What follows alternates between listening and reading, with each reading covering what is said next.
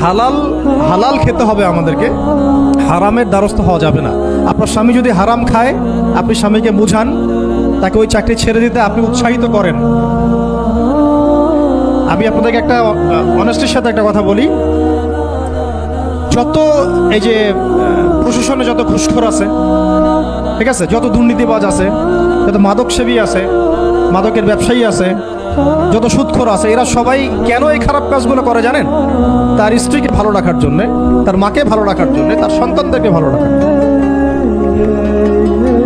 তাহলে স্ত্রী হিসেবে, সন্তান হিসেবে, মেয়ে হিসেবে আপনি বলবেন যে আমাদের এইসব ভালোর দরকার নাই আব্বু, হে আমার প্রিয় স্বামী, আমার এসব ভালোর দরকার নাই, হে আমার ছেলে, আমার এসব ভালোর দরকার নাই, তুই হালাল পথে থাক, ওইখানে তুই আমাকে ডাল ভাত খাওয়া, আমি খুশি আছি।